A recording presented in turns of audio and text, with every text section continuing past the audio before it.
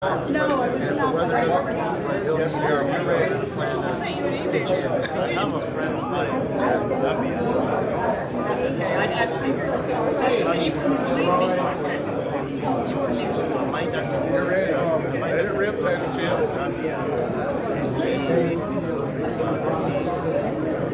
I mean, it's not so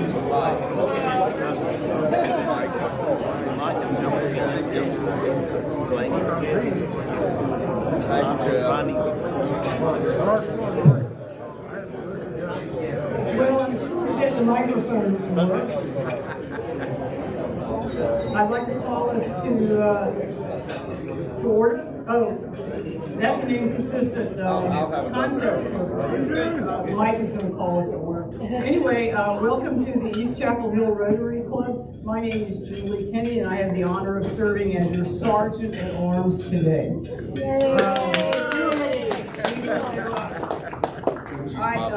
When my dad passed away, I found among his things this book that he called his treasure chest here. And so I, intrigued, rediscovering it several days ago, looked through it, and I found that it was a book of prayers, which I thought might inform today's blessing. So please be with me, and I'm going to recite some things that were expressed by Peter Marshall, who at the time was the chaplain of the United States Senate.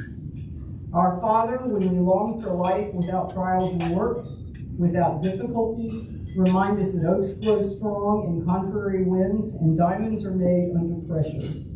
With stout hearts may we see in every calamity an opportunity and not give way to the pessimist that sees in every opportunity a calamity. Help us, O Lord, when we want to do the right thing but know not what it is.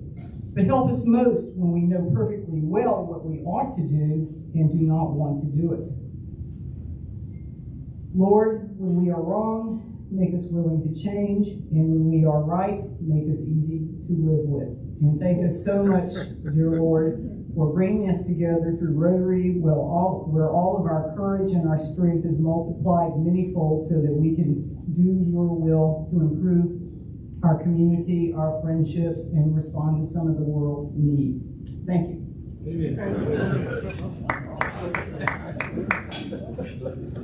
Okay, do we have any guests today? Guests? I have Scott Paulson, who I am coaching for Lorenzo. Welcome, Scott. Any other guests? Yes. Listen. I have Ben McAvoy. I met him when he was in high school in Chapel Hill. I did too. He did. Anybody went to Christ Church knows him. But he's back in town in the area now working with Tide Water Board. Welcome. We're glad to have you with us. Any other guests? Bob. I have my son Brock. Welcome, Bob. You have a guest? I'm Charles Lee, and I'm some of you I don't have a name tag yet. My wife with me, and it's Lois Lee. Some of you may have had children. She may have had children. You didn't know that? Thanks for being with us today, and I hope you will come back. Anybody else? Another guest? Bob?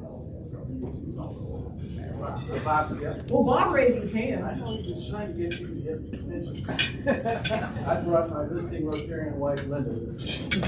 Now, in the old days, Linda, thank you. In the old days, they used to call spouses of Rotarians, because they were all male in the old days, Rotarians. So when I joined Rotary, I've been a member of this club since 1998. And before that, I was a member of the Research Triangle Club. And so my husband Bill at the time said, no, he's still my husband. Anyway, my husband Bill said at the time, well, I guess this makes me a Rotary Andy. All right, we've got a lot of newbies, new members with us, and I don't know how many of you are aware that we have a select curling team. Would those of you who have participated in our curling team, please raise your hand so that you know that? Oh, come on now, don't be shy. I know there are a bunch of you.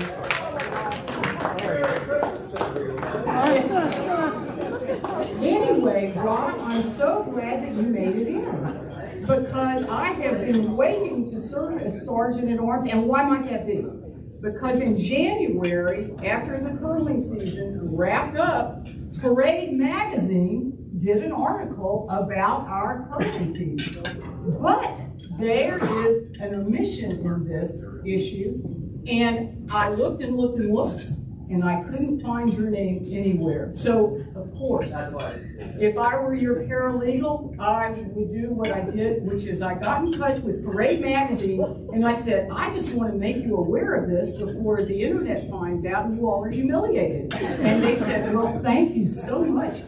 They said, we will be sure to recognize Rob, and so they did. So let me show you what they sent me to give to you.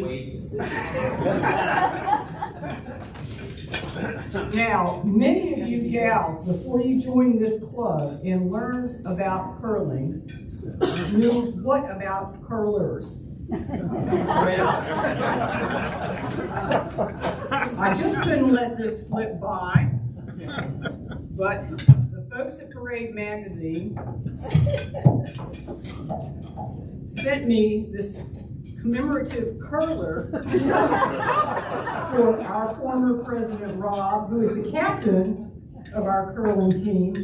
But they also sent a trophy that very well depicts Rob. Here you can see that not only is he a champion curler, but he looks like a prince. So Rob, would you put your meal down and come forward and accept this trophy?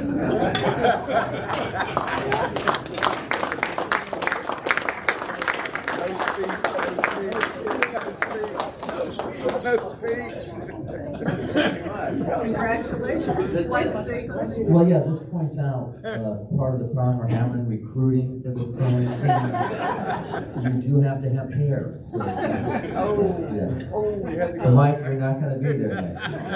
Thank you very much. This is really great. Thank you for leading this. It really was. And just a little promotion, the Christmas show's coming up, and Alan Young's going to be a big part of that this year.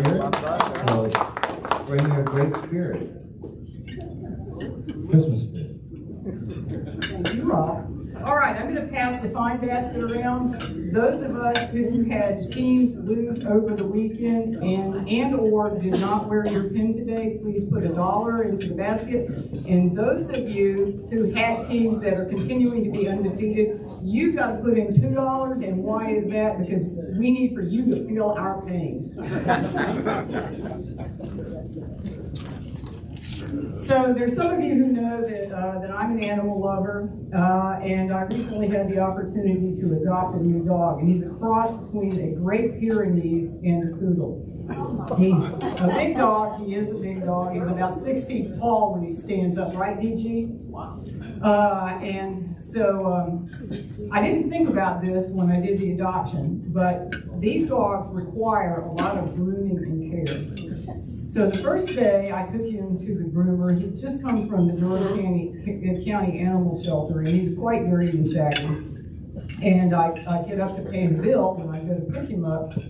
And the groomer, who was a lovely woman, said, how does he look? What do you think? And I said, oh, he's fantastic.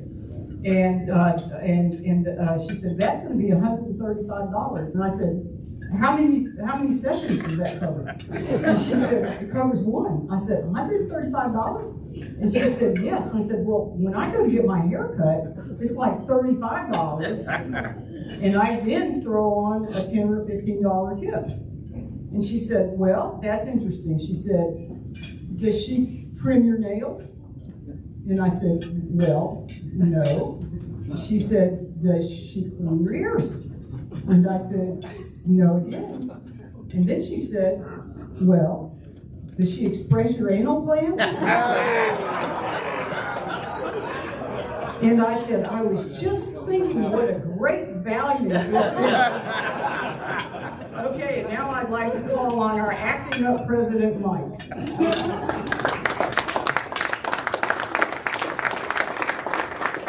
Great job, Julie.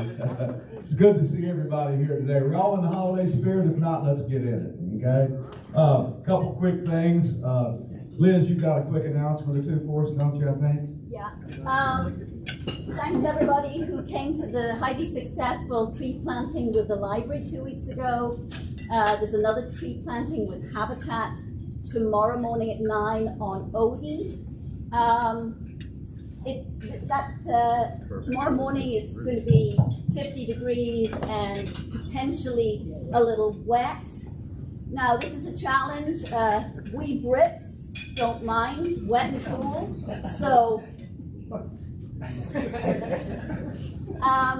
the other thing I wanted to announce was Southern Energy Management gave us the opportunity, or Habitat the opportunity, of having 500 used solar panels in Charlotte. So this club paid for those solar panels to be brought up to this area and given to Chatham Habitat and Orange Habitat. They have sold like hotcakes at a good profit to Habitat. Both Habitat restores, you know, Habitat doesn't just talk the talk, they walk the walk as well, and they recycle. And I think this is a, you know, recycling of used solar panels is in its infancy in the US, and so this is a potential great way of not sending solar panels to the dump, but actually recycling them through Habitat. So thank you everybody for letting us arrange that, and we paid for it.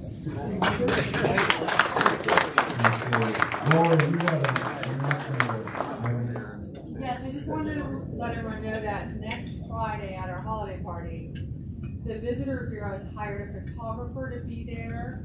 Susan Murray, who some of you might have known from WCHL Chapel Borough. And the reason is we really need facility shots of still life.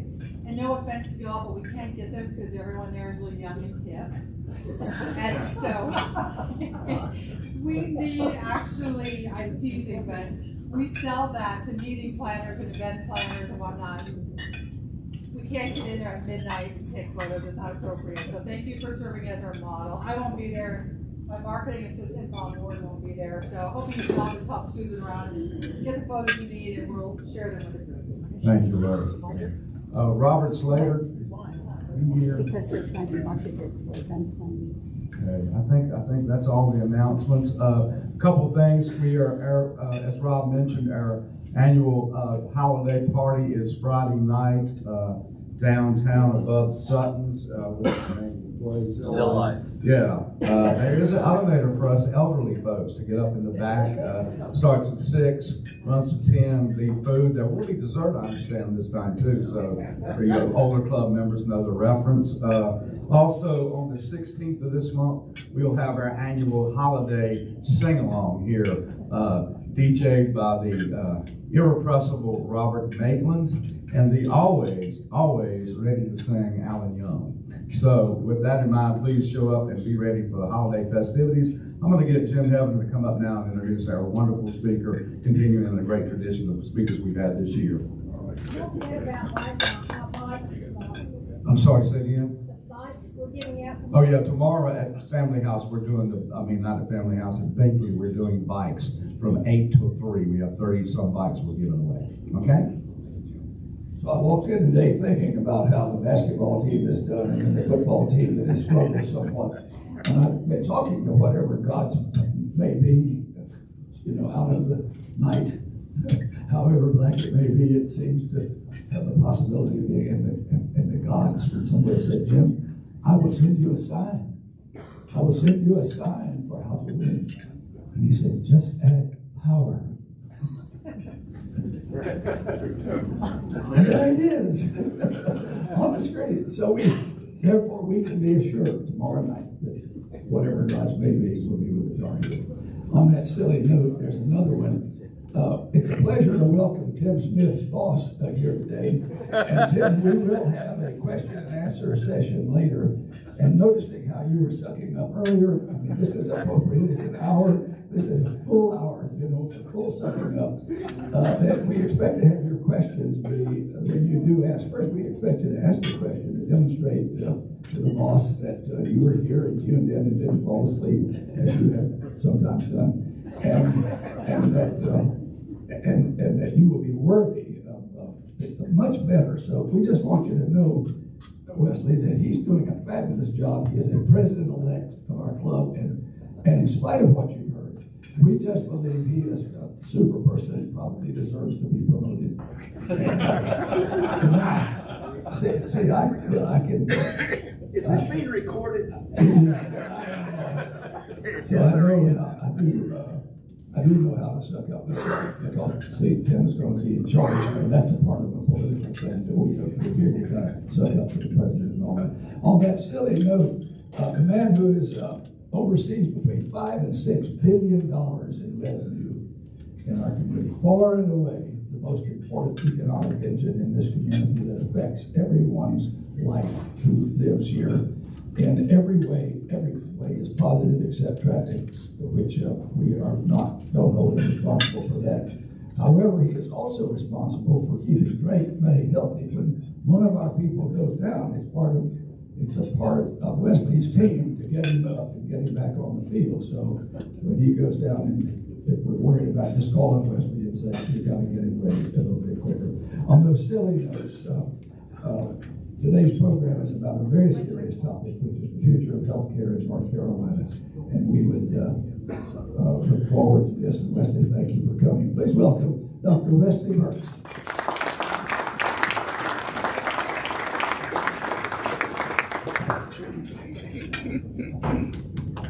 So first, thank you for the time to be here, and thank you, Mr. Rotary, for the introduction.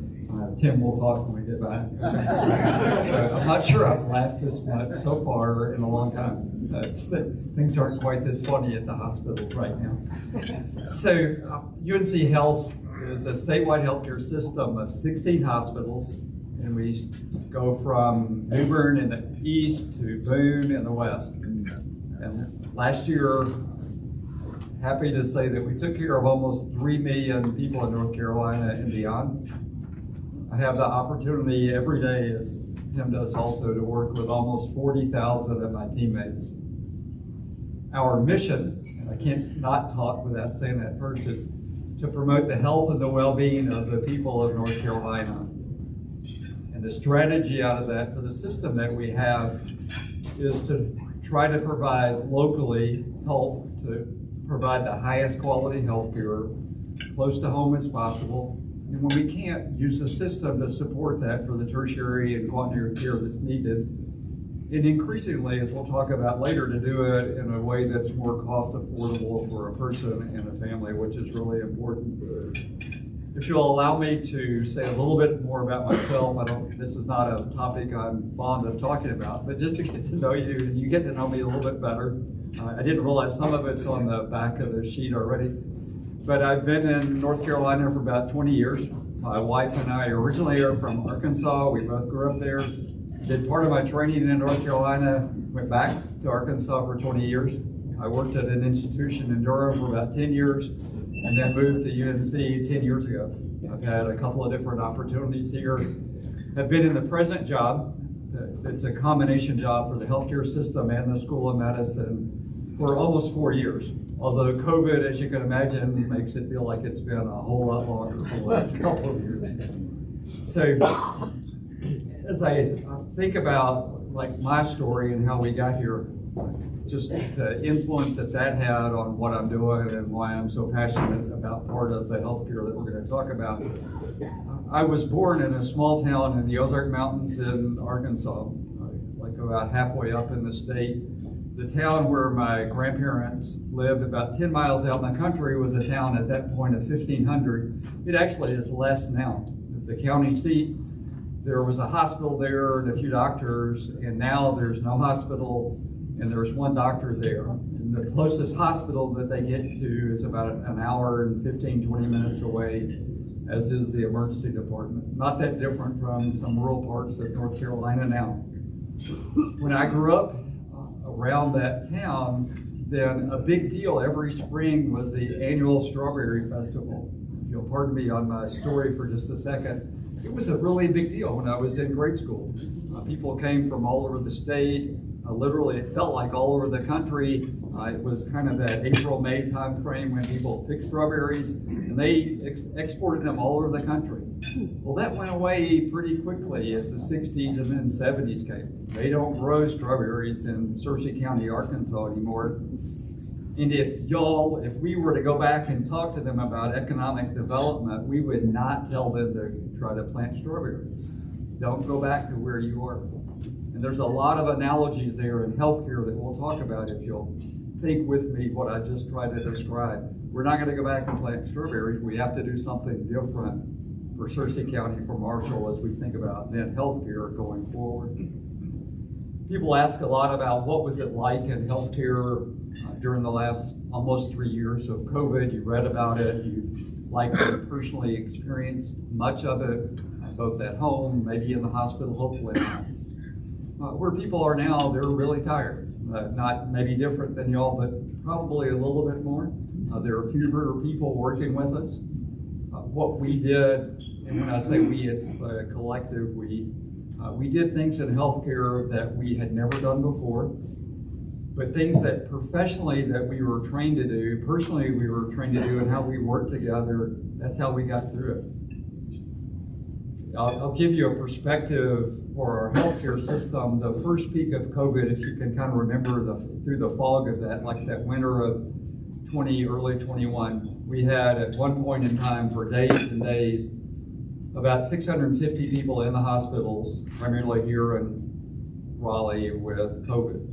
And it pretty well overwhelmed the healthcare system. That went away. We had a second peak really in the late fall of 21. We had about 500 people in the hospital. And then the last winter came Omicron, and that peak we had 800 people in the hospital with COVID. And so you can see the evolution of each peak, the number of people that we had working with us steadily went down. During the first peak, people that worked in healthcare publicly were looked at heroes, which they are and they still are. As the second peak came and the third peak came, cultural events impeded on that, and it just felt really different. And now post-COVID, I can't really say post-COVID, we still have 120 patients in our hospitals with COVID, so it's still there. It's not like it was. On top of that, now we have RSV and the flu that's earlier than normal. So those three viruses, it's pretty overwhelming for most people right now. And as I said, they're tired, they're working as hard as they can. What that's led to, the current state, is that we have staffing shortages all across the board. You read a lot about the nurses, but it's literally in every profession within healthcare right now. The numbers of people working are far less. The attrition has slowed down some in the last 3 months, but it's still pretty significant. So for nurses, we have traveling nurses, and the cost of those is 1 to 2 log folds higher, literally. So the staffing shortages, the cost of staffing, and what that leads to is fewer people in the hospital because there's not enough people to take care of them. Fewer people that can have surgery unless it's acute because there's not enough people to staff the OR, to staff the beds. And then the elective surgery. It's not bad, it's not dire. We're taking care of the community, the state as we need to as best we can. But with the higher cost of staffing and fewer things being done, you can understand the finances are pretty difficult right now. Most every healthcare system, and I went to a healthcare meeting of about 300 people a couple weeks ago in Chicago, had a lot of different sessions to learn from each other. Every session had a different name, and every session came back to staffing shortages, the high cost of labor, and less income because fewer things can be done. So literally every healthcare system across the country will lose significant resources this year financially, from tens, generally are going to be hundreds of millions, to Cleveland Clinic announced this week that they lost $1.5 billion last year. So I'm saying all that to kind of level set where we are, but I'm optimistic for the future because there's a lot of things going on that are really cool. If I think about the Strawberry Festival analogy, we cannot go back to where we were. We have to do things differently because of what happened in COVID, what's happened post-COVID, and then people deserve to have things done differently. As we think about healthcare going forward, I really think about two people. And if you'll walk through that with me, there's two people I think about. The first one is the person that I work with, my teammate as we call them. I've talked a little bit about the fewer people coming in, the attrition rate primarily in the 50s, 60s range, some in the 20s. That's where the shortages are. People are working longer hours, working harder, but it's still really difficult for them right now. So we've had to look from recruitment to retirement and everything in between. What do we do to get people to come work with us? And what do we do for them in the way of salary and benefits, other things, coaching, professional development, all the way to retirement. Many of you in your industries, the same thing's happening, but it's really magnified logfold in healthcare. In the last 6 months, we've spent about $25 million to raise nurses' salaries. We had end of the year COVID bonuses basically for $30 million like 10, 11 months ago. So as you think about each one of those, there's significant investments that we're trying to do in the people that we work with so that they feel better, they want to come work with us, and they want to stay there. They want to go through their professional development. And that's what we're trying to do so that it really is a destination place to come work. The people that we compete with now are not other healthcare systems. From an economic development, it's really good that Apple and Google and others are coming in. But from a teammate standpoint, it makes it difficult because that's who our competition is. And then you think about working virtually, how does that impact healthcare? There are a lot of people that we work with that can't work virtually. They're taking care of patients, they're doing things. You've got to be able to look them in the eye for the most part, particularly in the hospital, to take care of them. So it has a huge impact on that first person.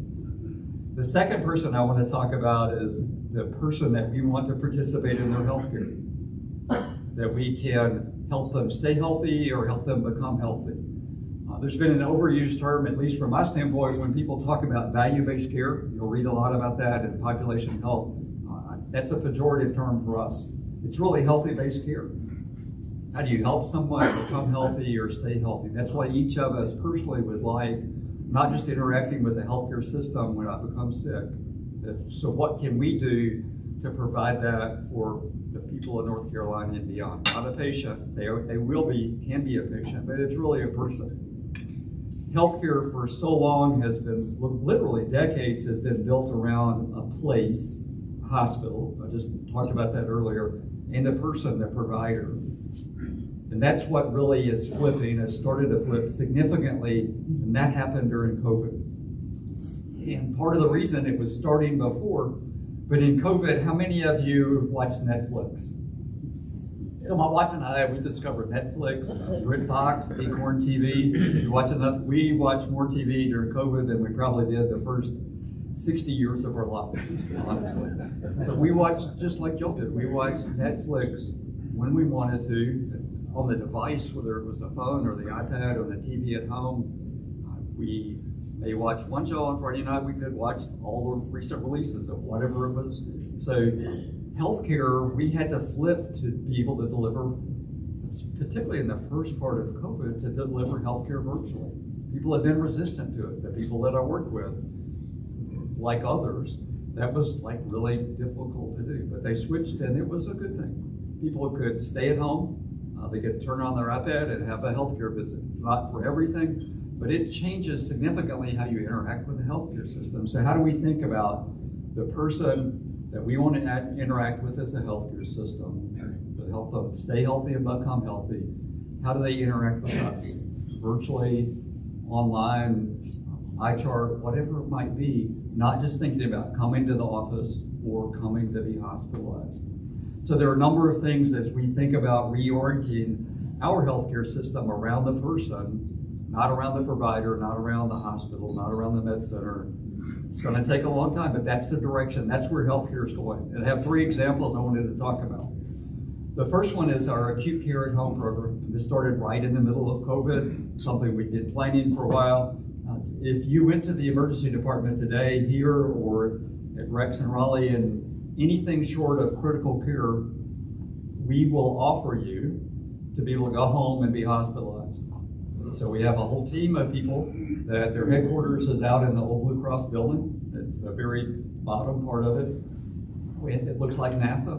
We've got tons of screens and monitors. We have nurses and doctors there all the time. So if you decide you want to go home, then we have the EMS come, they pick you up, they take you to the house. We have all the video, audio equipment, oxygen, IVs, whatever it might be. And then now we're going to take care of you with that EMS technician there to round every day, to give you the antibiotics that you need, to give you the oxygen you need, literally everything short of intensive care that can be done there. So it's monitored from the Blue Cross building, whether you stay in Raleigh or you stay in Cary, and that's what will expand throughout our system shortly, but really longer term, we can do more of that. Right now we have about 10 patients a day that are in acute care at home. And the actual patient satisfaction is better than in the hospital. There's a person named Roy Underhill who was on PBS for a long time. So he was one of our patients, and he said it was okay to tell the story. So he had a kidney infection, and he decided, like, I really would like to do this. And so they asked him, what was the best thing about being at home, besides you didn't have to go to the hospital and people could stay with you and see you? He said, I got to use my own remote. So for it, it's like, personally, like, I would like that. That would feel really nice to be able to do that. So you're going to see from us and increasingly from others the ability to do that. So what it does for the facilities, then it opens up space for people that really, really need to be there, different than most everything short of an intensive care unit. So that's the first example of where people are going to, where we're going and where others are going to go with healthcare. The second would be our precision medicine program in genetics. We've invested almost $20 million in the last 4 or 5 years in the genetics of precision medicine. Two things. One is that the person in charge of it, Jonathan Bird, and his team have gone out to the literature at large everywhere to bring in a lot of genetic information that then we're making available not just to the providers or the people in the hospital, but to everybody. You can go online and you can find information in one place that you couldn't before. But more importantly, they're using that information and artificial intelligence to guide individuals in taking care of a person. So I'll give you an example is familial hypercholesterolemia. So many of you kind of know about it, you may have it. The genetics of it is that about 1 in 250 people will have the disease in North Carolina. So if you do the math, that's about 40,000 people. 90 to 95% of people don't know they have it until they have a heart attack. And of the people that have it, between 80 and 90% of people will have a heart attack, and that's the way they find out. So through Jonathan and his team, acquiring the information from our healthcare system at large and that's available publicly, now we have put into our electronic health records prompts so that if you come see me and you have they're not prerequisites, but things that would suggest that you have familial hypercholesterolemia, then I know that, I'm going to offer you that, and then you would have the genetic testing done, and if you do that, you could prevent 70 to 75% of the heart attacks from ever occurring. So that's just one small example of things there that others will do, that will be more diseases, but the use of the data that a healthcare system generates, and then the use of artificial intelligence to be able to guide treatment, not that everybody has to have the same exact treatment, but that it guides treatment so it's personal for you. It's personal that I might have this disease, they check my genes, and now they're going to treat me differently. It's not an impersonal, it's very personal for that person that we're talking about. And then the last personal example I would give you is there are a couple of things that come together in this. North Carolina, as you may know, but I certainly have in the last several years driving the state, going all the places that we work with people. There are 3.5 million people that live in rural North Carolina. So that's the largest number of people in rural areas outside of Texas in the country. So if you get outside the triangle, the triad, the Charlotte area, there's a lot of smaller counties that healthcare is an issue, as we've talked about in my personal experience earlier. The way I would explain it or think about it with you is the zip code where you live has a huge impact on the healthcare that you get.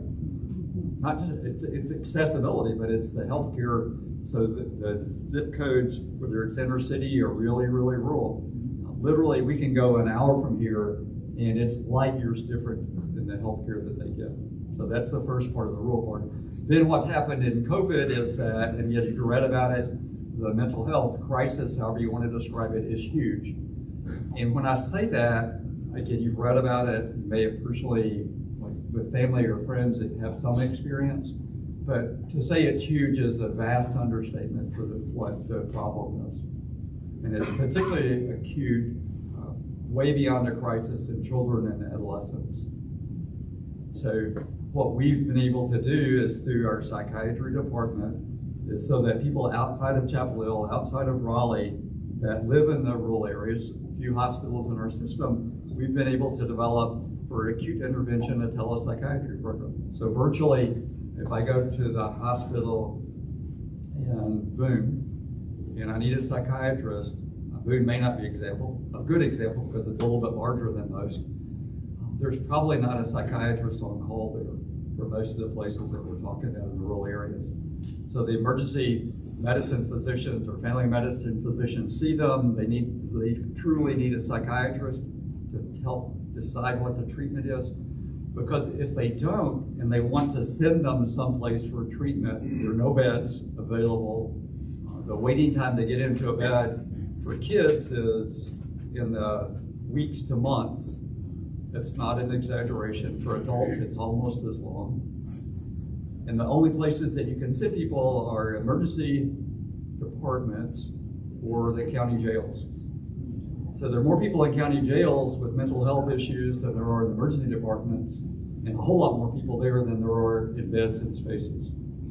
So now through virtual health, through telepsychiatry, someone that would go to the hospital needs acute intervention, so they don't have to be sent someplace else that's really going to make their mental health crisis even worse, that you can think about.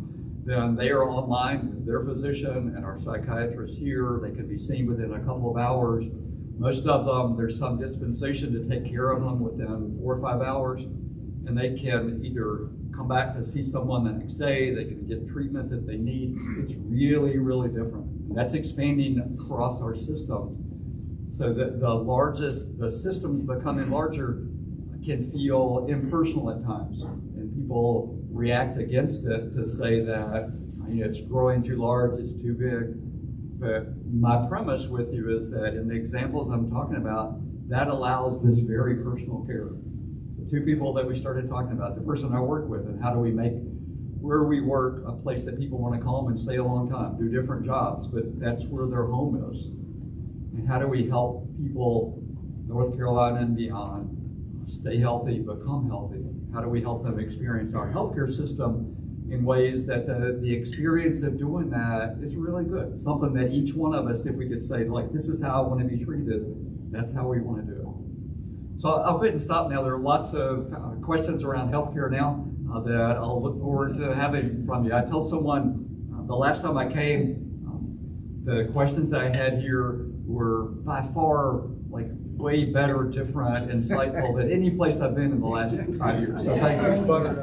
Yes.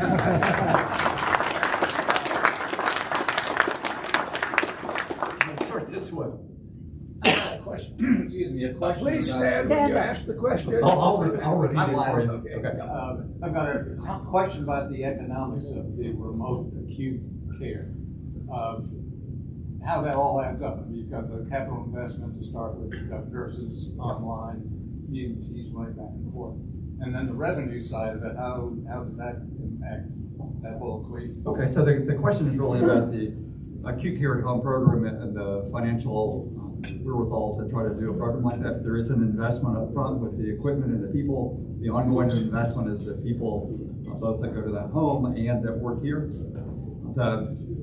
The actual cost of it is less than going in the hospital. So from being able to, through an insurance company or through other providers, to be able to, where we all want to be, is to provide lower cost, high quality health care. This helps us do that. the transition for many of the third-party care payers at Blue Cross, there's a transition across the country for people understanding this. We're acquiring data information for all people we're putting in the hospital to show like they like it better. It's just as safe. There are no catheter-related infections. There are no line-related infections. So it's actually, in a good way, it's better and it's more cost-effective. So that's why we're excited about it and feel like it really is part of the future for taking care of people. Yes, I'll just go around this way. First of all, thank you very much. You provided some great insights. My question has to do with some of the partnerships that you have in healthcare with other parts and members of the community. So as an example, you mentioned just mental health and the number of people who are incarcerated versus in the hospital who are suffering from mental health. Can you speak to any kind of partnerships that the healthcare system has with law enforcement or others that are really trying to say, how do we take a more holistic view on a macro level basis? So from the standpoint of partnering, then certainly we recognized 4 or 5 years ago, longer than that really, but just intently that a lot of things that we would like to do in healthcare, from the community, from providing healthcare ourselves, pharmacy, all the things like that, that we have to find the right partners. We can't, like some healthcare systems have done, is try to do it all yourself.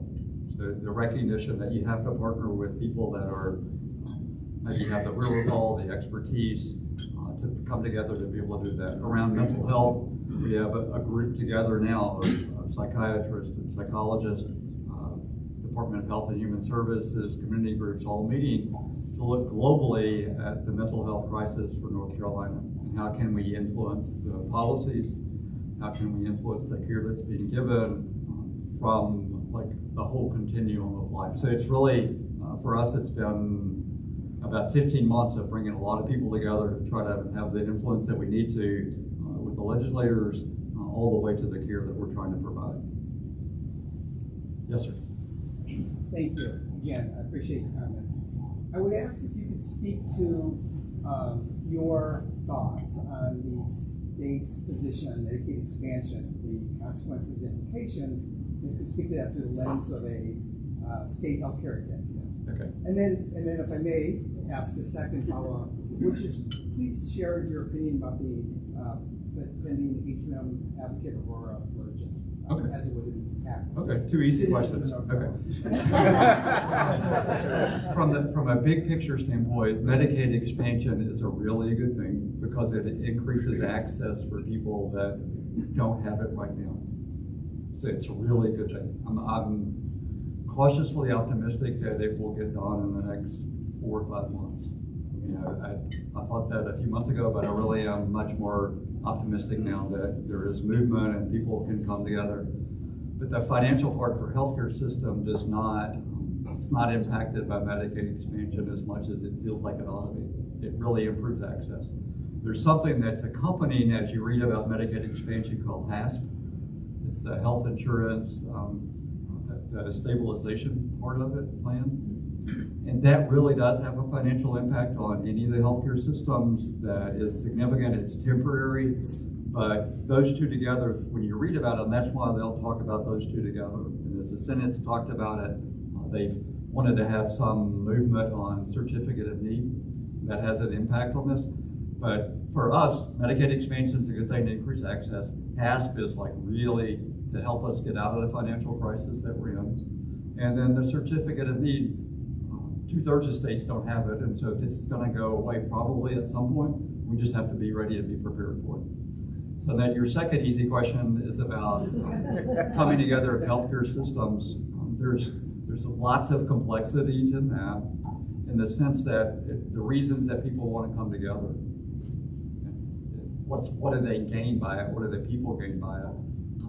For me personally, I'm not to comment specifically on the Atrium Aurora deal, but from a big picture standpoint, then if people come together to partner together, to work together, if they can use the resources that does to then do the things I just talked about, so that healthcare really is personal. It's not macro, it's not in the sense that everybody gets the same treatment. But the resources coming together will allow us, or will allow them to do those things if that's what they're gonna do, if they use it appropriately. So yeah, from a big picture standpoint, it doesn't really change healthcare to come together unless they're doing it for the wrong reasons or use the resources that come out of it for the wrong reasons. Yes, in the back. Question about your research with food allergies and autoimmune disease. I've read some research online over the past few years that there's been some positive links to reducing food allergies and autoimmune diseases through strengthening the intestinal wall, specifically with plant foods and fiber and gut microbiome. Can you talk about some of that? Okay, so the question is around food allergy, which was what I did a lot of in a previous life, and it's changed in prevalence hugely in the last 40 years, a lot more of it now than there was then, for reasons that there's not one reason, there are a number of reasons that it's different. The reasons of kids being fed differently, different foods, different times, the types of foods that they're being fed, the microbiome in the gut is really different as you do that. The lack of exercise, the lack of vitamin D, all those in animal models you can become more allergic by manipulating any of the things I just said. There's no way to do the controlled experiment for us as humans to say which one of those it is, but it's likely a combination of all of those. So with the prevalence, then people have looked at, so what can we do about it? So the things that you mentioned as far as strengthening the intestinal wall, most of the better studies are related to the microbiome and its effect on the intestine and the absorption of the food. The part that is in the food that causes a reaction is called an antigen. That gets absorbed through the walls of the intestine into the bloodstream. The effect of the microbiome may be downstream of the things you're talking about, but it's really the microbiome that has the best effect, which is basically a whole lot of bacteria in your gut. That they have the biggest effect on whether you become allergic or don't become allergic. Yes, sir. Just a quick question. You talked about value-based care, and that means something different to everyone. Yeah. But you talked about healthier-based care, and that's kind of intriguing. So, what's your definition of HBC, and what are some of the metrics you use to kind of define it and measure it? So, from a big picture standpoint, the healthy-based care, as I'll walk through it, I'll back up just a second. We have a large group of people in our population health part of the healthcare system that has, beyond our hospitals, has a large number of physicians that don't work at UNC, that work in the community all across the state. So they've come together to be able to try and take care of the individuals. And the interventions are community-wide, so that we're doing things to educate the community on diet, exercise, and things like that. And then as you're being taken care of, then it's not, you come in, you have a sinus infection, and you're given an antibiotic for 10 days. But there are other interventions, whether it's nutrition, exercise, housing, all those things have an impact on that person. 80% of the things that relate to your health are not medical. And so that's what we're trying to have an impact as we think about healthy-based care. How do we, for a person and a community, how do we best do that? We have a really good population health group. They have had huge impacts on people's lives and individuals. Like one I'll give you, there are a lot of them like this. An elderly man a couple of years ago was using the emergency department as his primary care. He had kidney problems. He would come in literally once every 6 weeks. He'd get sick. He'd call the ambulance and they'd take him in. So our population health group, he's identified. They have now somebody that calls him regularly. When he gets ill, he has somebody to call and talk to it, so he doesn't have to just call an ambulance. That's magnified hundreds of times, literally every day through groups like that. Yes, so you spoke about the acute care, and my question has to do with, now that you're doing this and other hospitals are doing it, I'm sure you have looked at the mortality versus being in the hospital and code situations, but also understand that there's less risk of infection at home. So what do you see with the mortality rates and the difference? So the question is related to the acute care at home and mortality rate, morbidity rate. One, it's pretty early. Like for us, we've had less than 500 patients in a year. If you look nationally, there are other systems that are kind of about where we are. The patient satisfaction personally is way different than being in a hospital. The things that you measure from a safety and quality standpoint about infections with a urinary catheter, infections with an IV catheter are way better at home. There's enough monitoring that if you're gradually getting worse, we're going to take you to the hospital to the intensive care unit or a step down unit. So I was thinking more about all of a sudden just happens here. Yeah. That can happen. It's not happened, knock on wood, for us in the year, but it can happen in the hospital. Yeah. So, but for the most part, the acute things that happen, there's something's happened before that you identify, then you can get people where they need to be. And the same thing happens in the hospital. That's why in the hospital, people get transferred back to the intensive care unit because there are things that you're monitoring, then the same thing's happening at home. I'm just really interested to find out what happens in the next 5 or 10 years with that. Yes. Wesley, it's no fun to ask you about this, but you and I have talked about it, and I think that the other members here who heard Dale Falwell speak earlier in the summer would think that it's appropriate to give you a chance to respond. We normally do our best to try to avoid political conflict, and although he is a politician, he is the state treasurer, so he has a significant institution, as do you.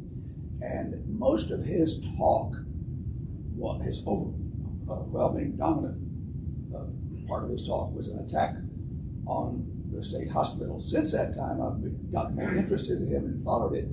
And it includes kind of ad hominem attacks on some of those who are part of healthcare. And just a month ago, he said the state treasurer's office released a report that most North Carolina hospitals don't shoot the messenger. Said that most North Carolina hospitals are overcharging patients and lying about the impact Medicare is having on the bottom line, and then he goes on to support that. Okay. I suspect that you would have a point of view on that we need to hear. Yes. I would say once a reporter, always a reporter. So for you, so thank you. So I'll walk through different parts of my thoughts about this. One is that healthcare needs to be more affordable, and I think the treasurer and all of us would agree in that. It's just how to go from here to there. There were major disagreements about how best to do that. For people that I work with across the university and many others, then literally they're on the state health plan. They work a week a month to pay for their health care. It's not right. So how do we get from here to there? That's where the biggest disagreement with the treasurer is. And like the plans that he has come from really small states, a few 100,000 people in them, to try to do things here that would be catastrophic for our healthcare system. So we've asked to sit down with them a bunch of times. It's just not happening. I'm not being critical of anybody personally, so don't misunderstand me at all.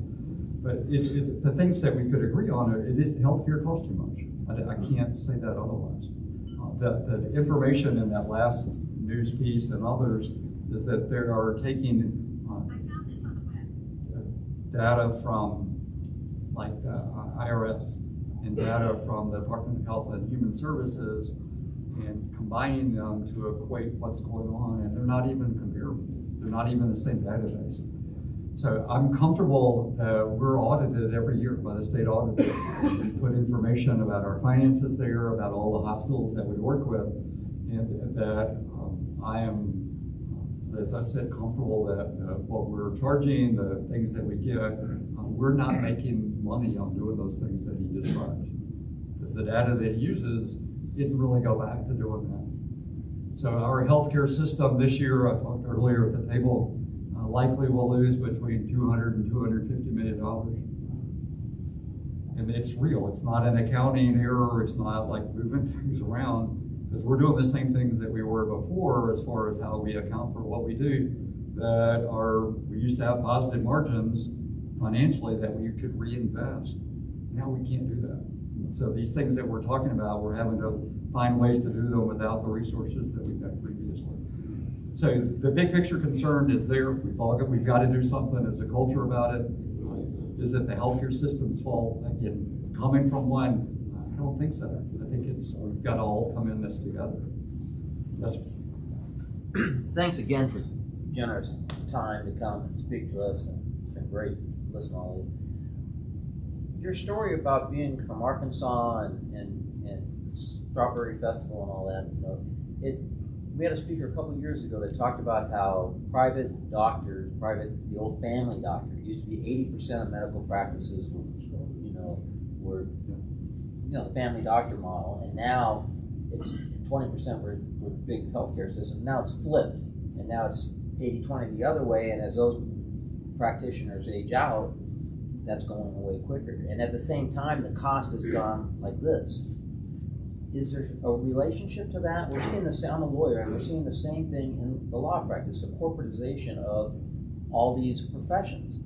And how does that play out in all of this, where a guy like me, if I was coming out of the law school today, I'd be working for a big firm instead of working for myself. I'd be making way more money. So how does that all work out in the medical side? Okay, so I'm going to walk through again thoughts about it from the standpoint of primary care in the community. We recruit a lot of students. They want to go into primary care. Most of them change their mind going through medical school.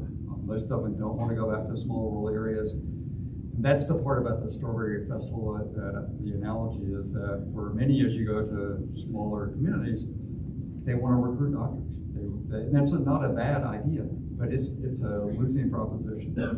I wish I could say differently. You can take nurses, nurse practitioners, you can take PAs, but it's really difficult because the communities that you live in, the schools aren't great, the other economic opportunities aren't there. So we have to think about a different way to take care of people that live different places. That's part of the telepsychiatry, even part of the acute care at home.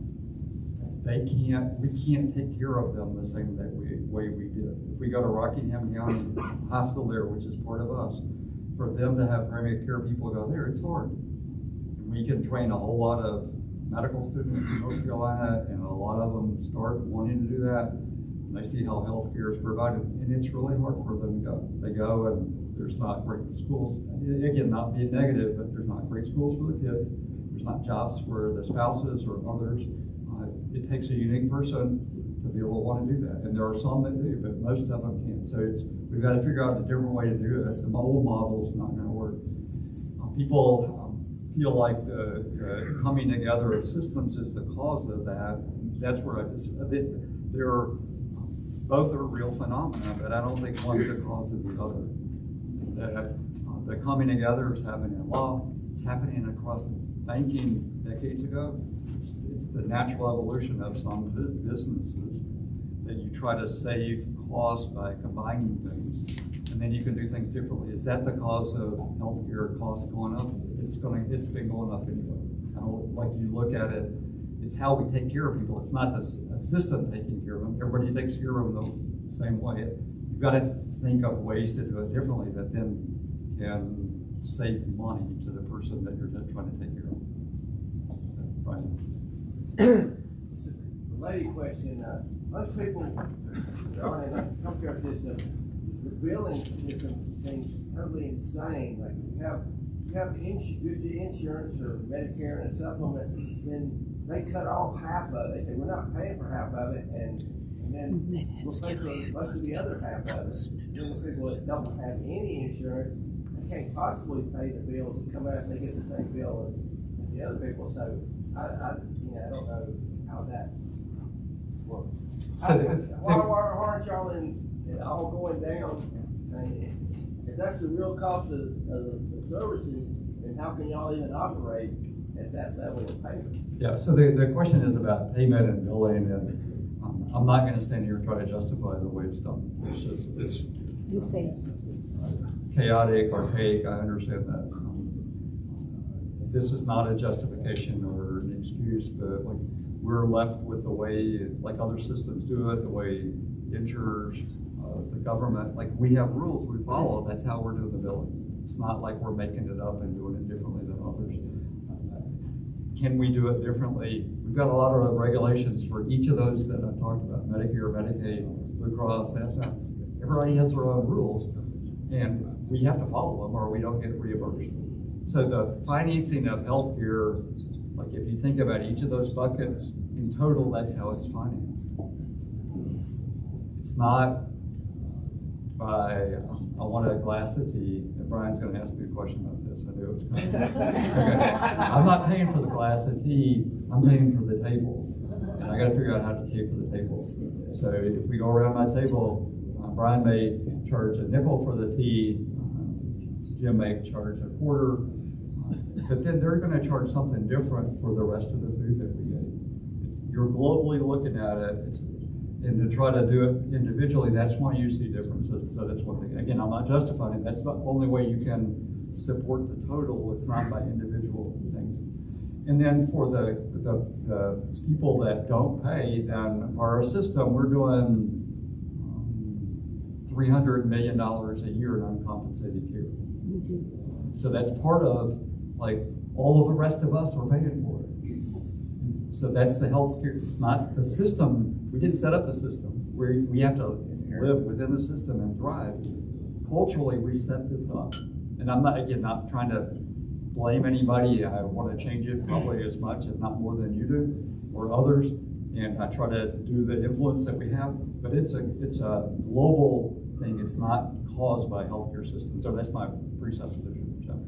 Okay, so Brian's like, so I know he's going to have So we read a lot about the small hospitals and the plight closing down. So from what you said, there's no hope for them because people don't want to go to work there. Second one is, Wesley, you've looked at all this. We look at 70% of the GNP going to healthcare. You've touched on reform. What are some of the specifics? Because you're right up there. You have some. You control a lot of it. Okay. So he has two questions. One about rural healthcare and hospitals and closing, how difficult it is. Then it's really just, so that part of it, the second part is big picture, what do we do? So the first part is that it's really rural healthcare, how do we do it differently? It's not that you can't get rural healthcare in Rockingham, it's how do we do it differently? How do we set up virtually what we need to? How do we have PAs and others supplement like the primary care that we really can do? It's just doing it differently than we have before. And there are ways to do it. It's just going to take some time to recruit the right people. In light of COVID and the lack of personnel, it makes it harder right now. But we can do rural healthcare. We just have to do it differently than we've done before.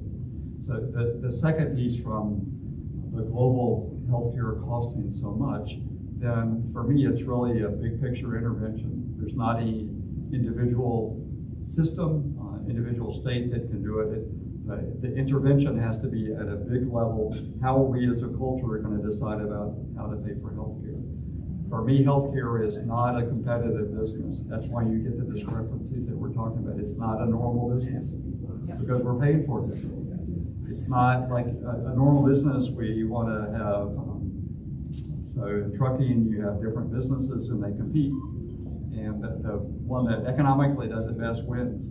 That doesn't work in healthcare. And that's the presupposition that so many want to say, like, we're going to do it from a financial standpoint like we do other business. I kind of understand, but it's not the same rules that are there. Because you've got other interventions, other cost of it. So I don't have an answer in the sense that if I had a magic wand, I probably would do things, I would know I'd do things differently, but it's on a global scale, not an individual scale. Individual systems can't really change that because we're given the rules that we have to live with right now.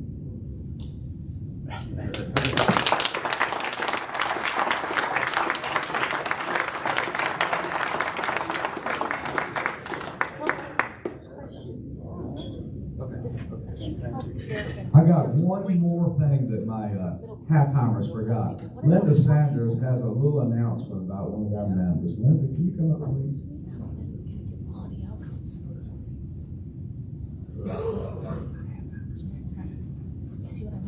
So we have a young woman in our club who just retired after just a couple of years in being a co-founder of the first CPA firm. I don't know if it's in North Carolina, but certainly in Chapel Hill. And Lyda Coleman just retired on the 30th. So let's give Lyda